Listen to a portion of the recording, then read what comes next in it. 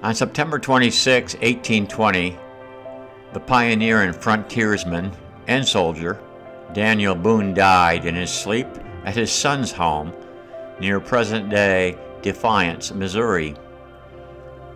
The tough soldier of the backcountry was 86. Boone was born in 1734 to Quaker parents living in Berks County, Pennsylvania.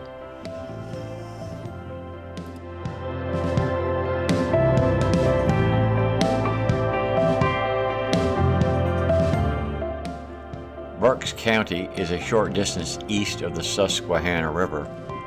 The English-speaking Society of Friends, or Quakers, eventually mingled with an influx of German-speaking Anabaptists, both settling on fertile lands in the interior of the 18th century U.S. Both heralded non-hierarchical community government and pacifist attitudes toward their native neighbors. Neighboring Lancaster County is today an eastern U.S. enclave of former German-Swiss origin Amish, Mennonite, Anabaptist immigrants, referred to generally as the Pennsylvania Deutsch, or Pennsylvania Dutch. Moravians and Hutterites also were attracted to the area.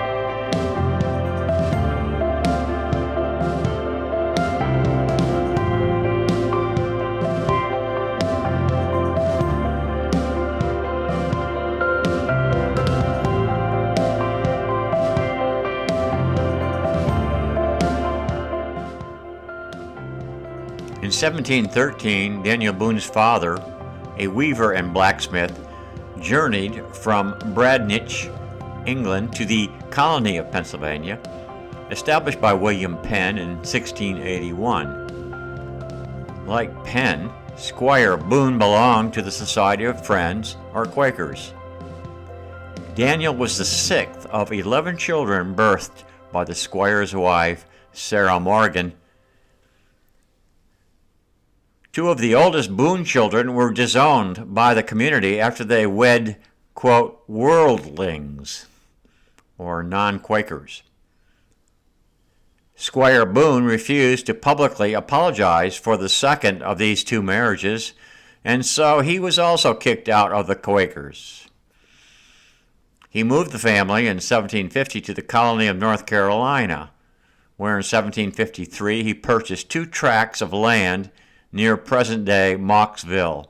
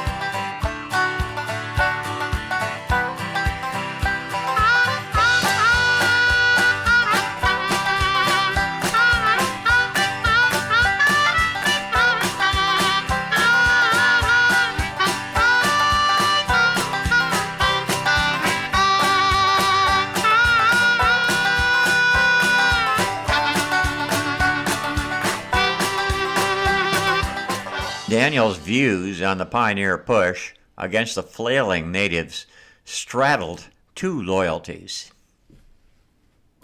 He had been captured by Shawnee Indians in 1778 along Kentucky's Licking River and was adopted by Shawnee Chief Blackfish to take the place of one of his sons who had been killed. This was a customary Indian practice at that time. Boone was named Sheltawi, or Big Turtle. Eventually he escaped back to his Boonesboro, where he warned residents that an attack by disgruntled tribes was imminent. The settlers managed to defeat a subsequent siege of their fledgling village. Much later, Daniel Boone moved to Missouri to live with his children and relatives near the Missouri Bottoms, not far from St. Louis. Because of interminable disputes over land and debts, he was described at one point of not having possession of even an acre of land. Boone was visited by the naturalist J.J. Audubon, who had only good things to report about his visit in Missouri. Quote, "The stature and general appearance of this wanderer of the western forests approached the gigantic. His countenance gave indication of his great courage, enterprise, and perseverance, and when he spoke, the very motion of his lips brought the impression that whatever he uttered could not be otherwise than strictly true. I undressed, while he merely took off his hunting shirt and arranged a few folds of blankets on the floor, choosing rather to lie there than on the softest bed.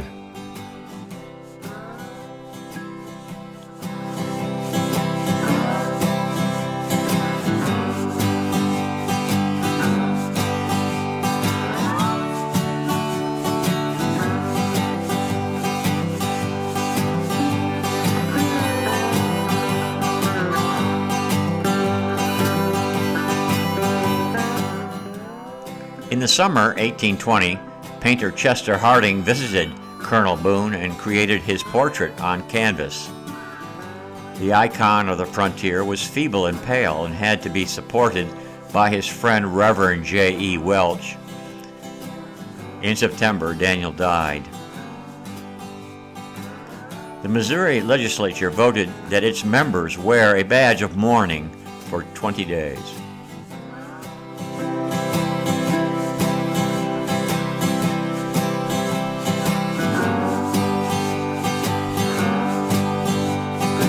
Catamol writes,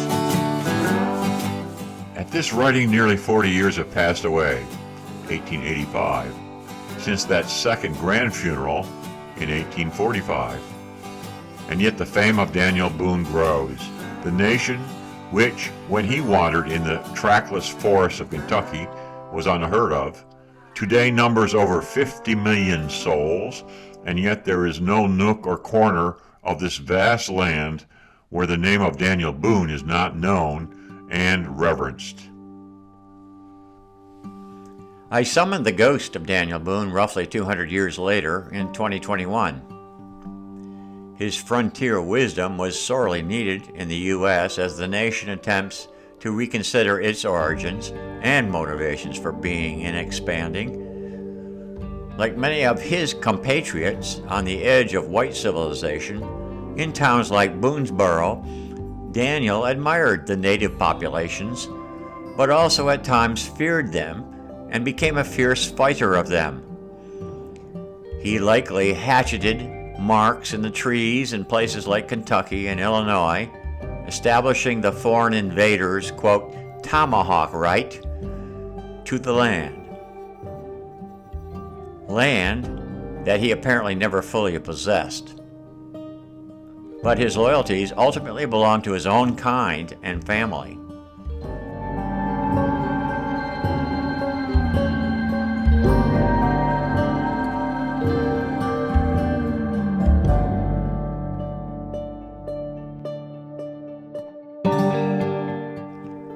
Boone led a party of settlers through the Cumberland Gap in 1769 and into Kentucky in 1773, thus effectively negating a clause in the Fort Stanwix Treaty of 1770, which had banned settlement in Kentucky.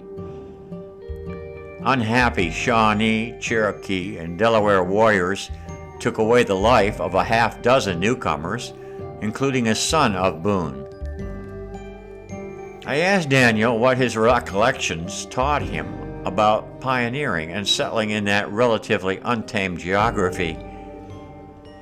An Ohio war chief Blackfish and other Shawnee Cherokee warriors once had harassed the Kentucky settlements, including Boonesboro, as the Revolutionary War dissipated. As referenced above, the Shawnee ended up capturing Daniel and adopting the captive near Chillicothe, Ohio, after his successful run of a gauntlet.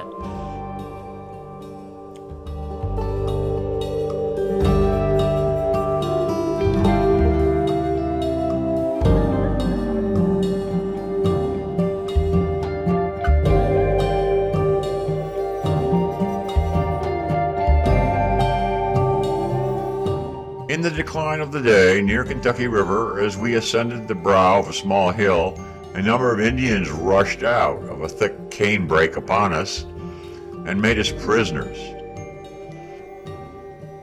During our travels, the Indians entertained me well, and their affection for me was so great that they utterly refused to leave me there with the others, although the governor offered them 100 pounds sterling for me on purpose to give me a parole to go home.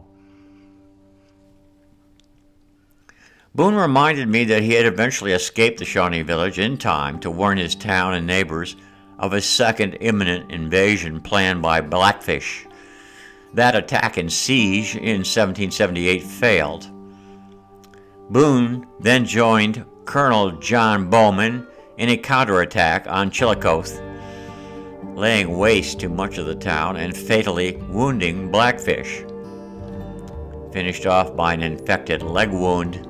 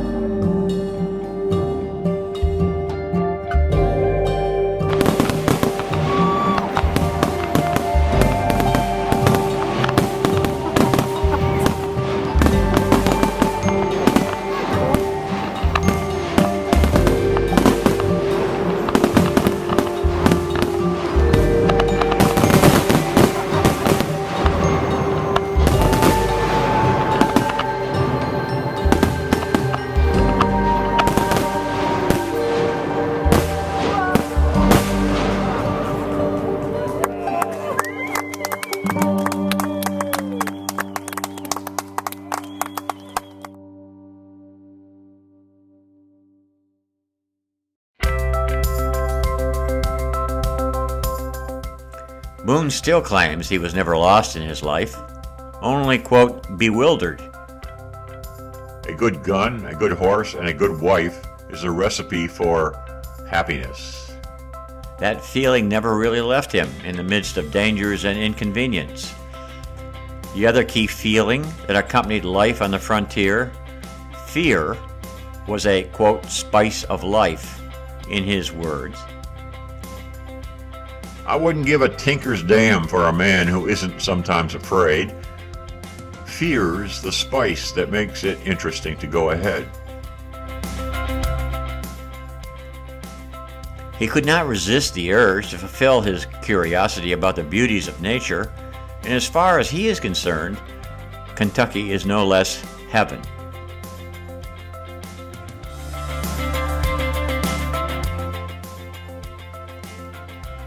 Nor was he an Indian, quote, slayer, as some celebrity novels would have the world believe. Daniel assured me that he knows directly of having killed only one Indian in his lifetime, at Blue Licks, although others may have succumbed to his bullets in battle. He was, contrary to exaggerations of international claim, just a, quote, common man and a Christian.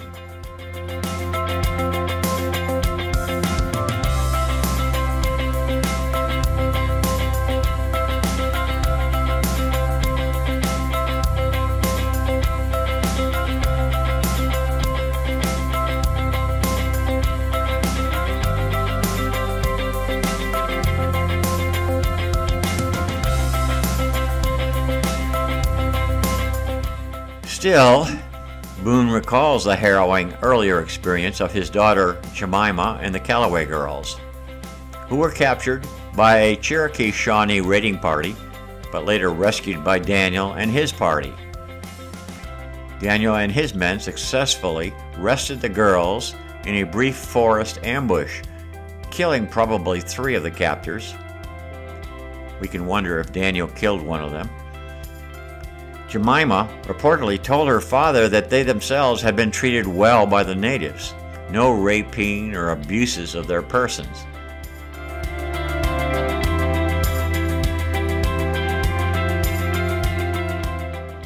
James Fenimore Cooper created a fictionalized version of the episode in his novel, The Last of the Mohicans, in 1826.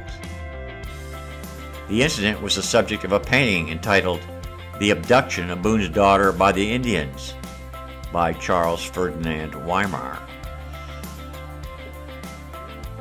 During the War of 1812, Boone participated in the Battle of the Thames in Canada.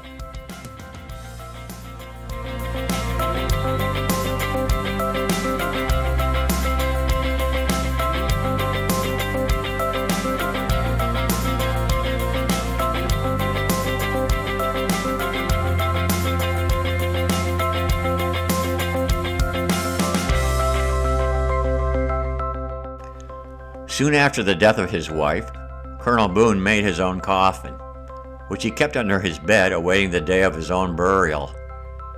In this coffin, he was buried by the side of his wife. Missouri, though very different from the Missouri of the present day, was no longer an unpeopled wilderness. The Indians had retired. Thousands of emigrants had flocked to its fertile plains, and many thriving settlements had sprung up along the banks of its magnificent streams. The great respect with which Colonel Boone was regarded by his fellow citizens was manifest in the large numbers who were assembled at his burial. An account called Daniel Boone, the Pioneer of Kentucky by Abbott, John S. C.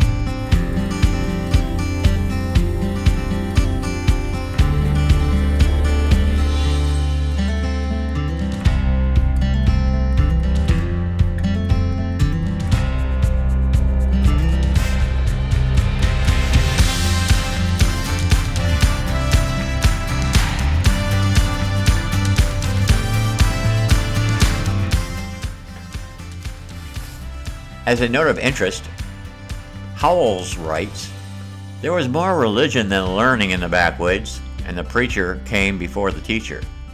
Religion tempered the ruder pleasures of the backwoods, quote, but the dancing ceased before the drinking." Camp meetings were frolics of a soberer sort, where whole neighborhoods gathered and dwelt in tents for days in the beautiful autumn weather and spent the nights in prayer and song. Little log churches were built at the crossroads, and these served the purpose of schoolhouses on weekdays. The preacher was often a very rude, unlearned man himself, and the teacher was sometimes a rude man, harsh and severe when he was learned. Quote, Often he was a Scotch Irishman, whose race gave schoolmasters to the West, before New England began to send its learned legions to the frontier.